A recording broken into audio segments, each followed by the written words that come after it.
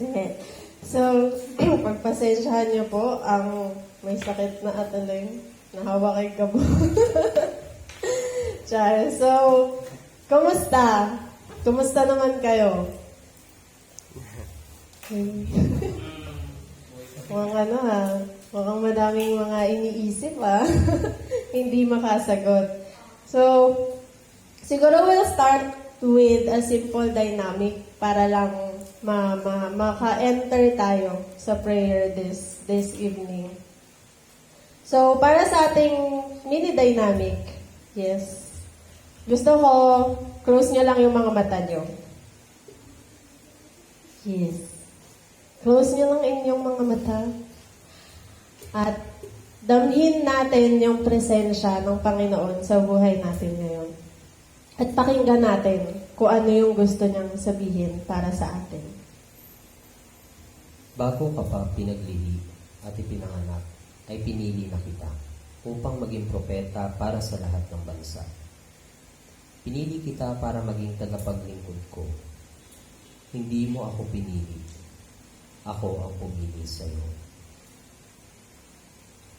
Kenneth, Jopay, Ella, Mekmek, Andre, Yem, Terence, Elwan, Chantal, Jamil, Elpy. Halika, sumunod ka sa akin.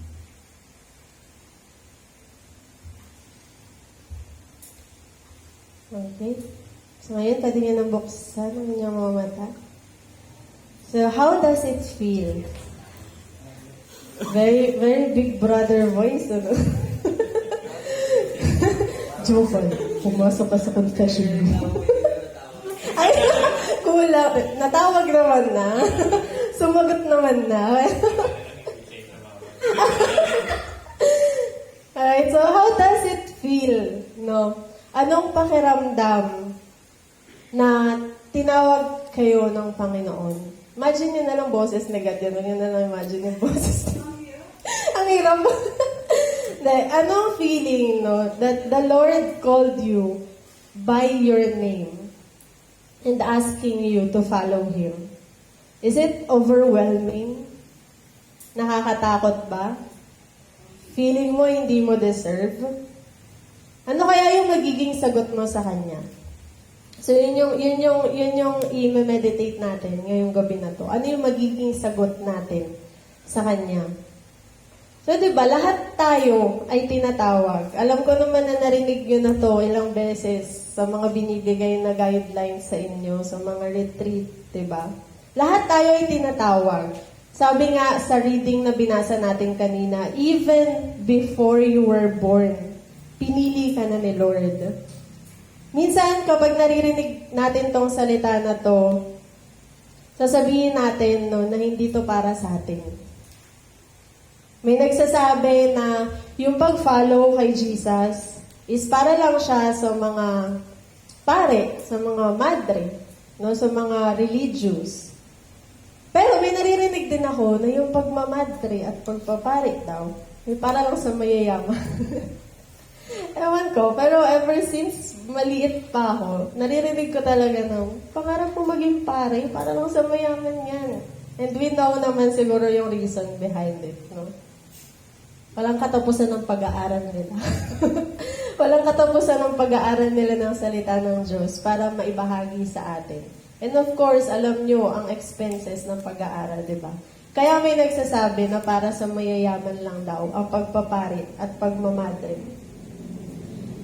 At meron din nagsabi na kapag sumunod ka kay Jesus, wala ka ng problema.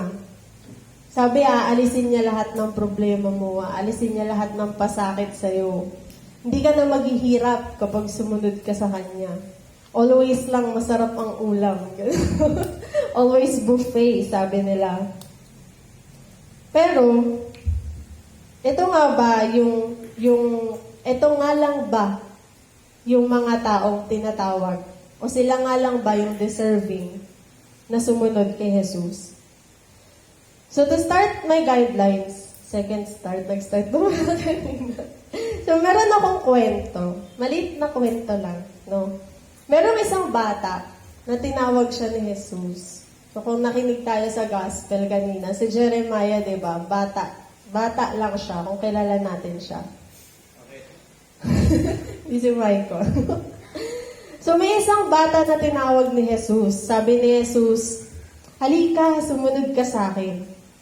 Ang sagot ng bata, yung sagot ni Jeremiah kanina sa reading, paano, Lord? Bata pa ako. Di pa ako marunong magsalita. Wala pa ako masyadong kaalaman tungkol sa'yo. Tsaka na lang po siguro kapag nakaipon na ako ng knowledge about you. Then makalipas ang ilang taon, naging high school yung batang ito.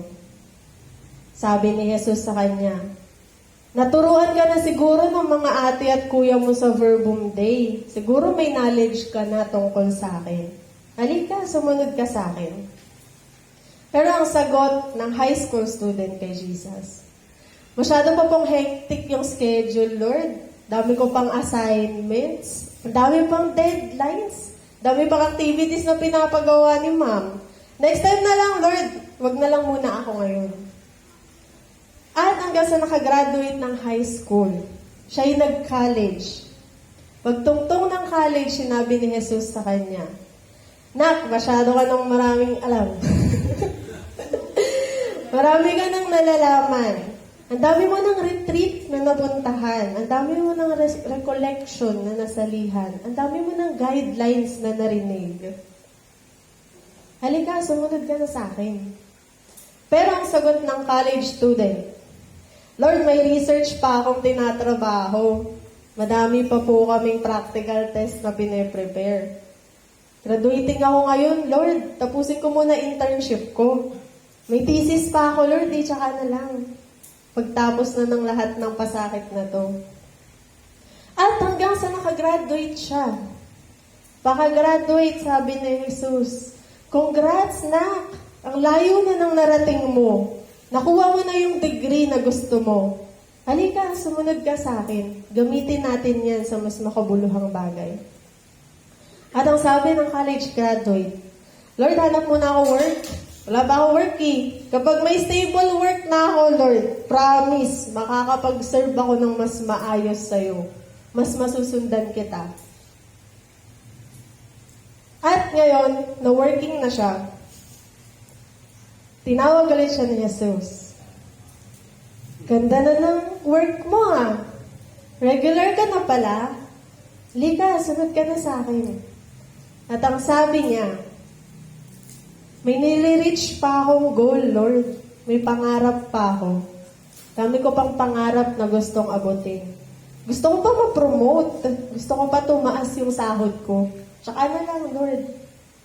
Hanggang sa never na siyang na-promote. Joke lang. I'll end the story there. Pero alam naman natin that it's a long journey with Jesus, no? And long conversation pa with Jesus. Pero what's the point ba of me telling you this story? It simply means walang tamang panahon sa pagsunod kay Jesus. Kayo maniwala sa tamang panahon na yan. Walang tamang panahon. If Jesus calls you now, you should answer now. Pinili ka niya even before ka pang ipanganak. And He's just waiting for you. Again, kilala niyo ba si Jeremiah? Di si Michael. Yung binasa natin kanina. Isa lamang siyang bata na tinawag ng Diyos. Ulitin ko, sinabi sa kanya ng Diyos, Jeremiah, pinili kita bago ka pa isilang. Ikaw ay magiging propeta ng mga bansa. And yung sagot nga ni Jeremiah is yung sagot nga ng bata sa kwento ko, di ba? Bata pa ako, Lord, hindi ko alam kung paano ako magsasalita sa harap nila. Pero anong sagot ng Diyos sa kanya? Huwag mong sabihin na bata ka lang. Go, punta ka dun sa mga tao. Sabihin mo kung ano yung inutos ko sa'yo. Lahat tayo ay tinatawag. Bata man o matanda, babae o lalaki, tamad o masipag, pogi o mabait. Lahat tayo ay tinatawag ng Panginoon. Pero despite all our reasons, ang sagot niya sa atin palagi ay, huwag kang matakot. Kasama mo ko. Sinabi ng Panginoon kay Jeremiah, says in Jeremiah 1:8, kung sinabi nga niya na hindi pa siya marunong magsalita. Sabi ng Panginoon, do not be afraid of them. I will be with you. I will protect you. At kagaya rin ng kay Moses, when Moses said to the Lord, Lord, I am nobody. Sino ba ako? Sino ba ako para sumunod sa iyo? The Lord replied in Exodus 2:11-10, ang sagot ng Diyos, I will be with you, Moses. And the same with Peter, nung tinawag siya ng Panginoon, ang sagot niya, go away from me, Lord, makasalanan akong tao.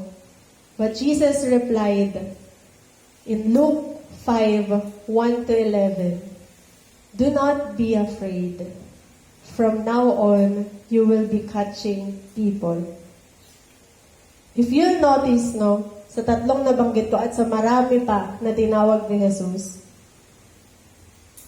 the Lord will never accept your reason. Hindi niya tatanggapin yung mga reason mo. He will not settle for your weaknesses. Because solving the problem, no, improving your weaknesses, is not what He needs.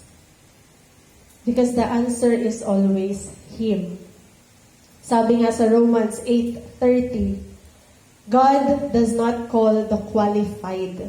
He qualifies the called. He qualifies whom He calls. Sa lahat ng reasons no, ng mga prophets, ng mga apostles, mapapansin natin yung sagot ni Jesus, huwag kang matakot. It doesn't mean na He will settle dyan sa katamaran mo. Lord, huwag na lang ako kasi tamad ako eh. Or it doesn't mean na He will settle with your little time. Na Lord, busy ako eh. Huwag na lang ako. Doesn't mean that He will settle with the glimpse of attention na binibigay niya sa Kanya. Or it doesn't mean that He will settle dun sa takot mong magsalita sa harap ng tao. No. What He is telling us is that He is with us. And that's the only solution that we need. We only need to surrender everything to Him and follow Him. And as we follow Him, He will work on our reasons. Siya nang bahalang mag-work on sa mga flaws natin. Siya nang bahala sa katamaran mo. Siya nang bahala mag-alis ng takot mong magsalita sa harapan ng maraming tao. Siya na bahalang magbigay ng oras sa'yo. Or should I say, siya na ang bahalang mag-ayos ng schedule mo. Siya na mismo magsisingit ng sarili niya sa schedule mo, kahit gaano pa ka-busy yan. All He need is our yes. Our G. So kung maaalala nyo, no, last August, nagkaroon ng silent retreat ang mga ate at kuya nyo. Diba? Pinag-pray nyo kami na. And syempre, kasama kaming mga young professionals doon. So as you all know, yung naging tema namin is, Come, Follow Me. And honestly, tinanong ko talaga si Lord that time, no? Kasi over the years, ilang beses ko ba narinig na to, Lord? Ilang beses na ba tong come follow me na to? Ilang beses mo na ba akong tinatawag? Sabi ko sa kanya, why do you keep calling me pa? Bakit ba ako? Eh, ang dami-dami na nilang youth dito, di na nila ako kailangan. Sila na lang. Diba? I'll just be here to support, pakape, gano'n na lang.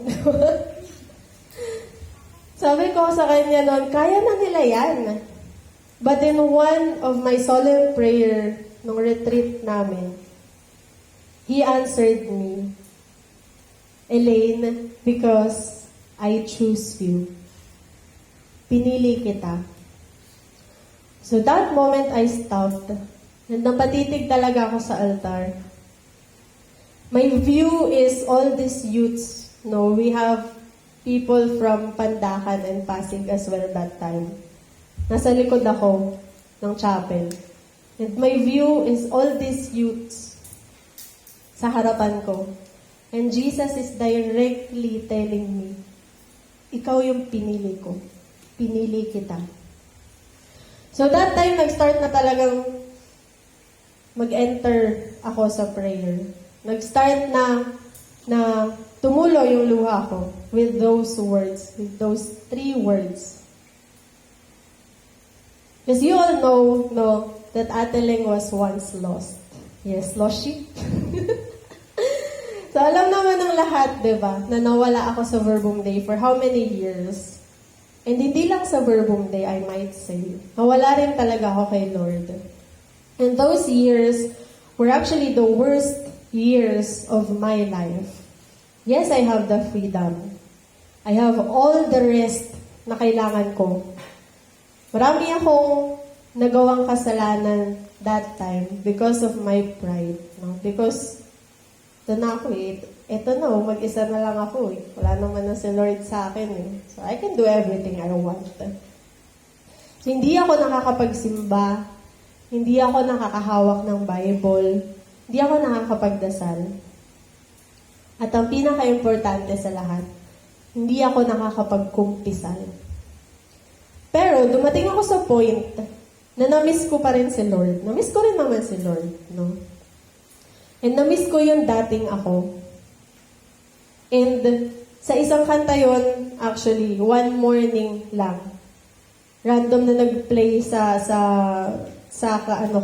playlist ko, yung 5 loaves and 2 fishes, and that is Sunday morning. While listening to that song, sabi ko, hindi ako to Yung Elaine, nakilala ko, ganitong oras, wala sa bahay. Yung Elaine na kilala ko, ganitong oras, nasa Verbum, busy, nagdarasal, nagpe-prepare. Sabi ko, hindi ako to. Kaya, I started to take one step closer. I invited Gabs sa bahay. Initially, just to hear some chismis from here. Para kamustahin yung mga tao dito. Hanggang sa nabadalas na yung pagpunta ni Gab, sumunod kasama na si Deng, si Ate Sha, si Ate Meg, si Ate Ren, hanggang sa kasama na si Andre. Hanggang sa nakita ko na lang ulit yung sarili ko na nakaupo dito sa chapel. Sa chapel kung saan kami nag-uusap ni Lord ng masinsinan. Sa chapel kung saan ko iniiyak lahat ng frustrations ko. Pero, when I came back here sa Bansol, honestly, I still felt empty. Yes, I was surrounded by the missionaries, I was surrounded by the youths, but still I felt empty. I feel like I was just sitting sa harap ng tribulto. No? Nasa ibang lugar lang ako. May hiya within me na baka sabihin ng mga misyonero, bumalik lang to kasi ang dami ng youth Diba? Or baka questionin nila kung bakit ako nawala. Or baka ibang Elaine na yung tingin nila sa akin. Baka di na nila ulit ako pagkatiwalaan. All these thoughts, no, and my anxiety. But again, that moment when Jesus told me, I choose you, lahat ng worries ko na yun nawala. Napalitan ng assurance. Nag-start na ulit ako makipag-usap sa Kanya.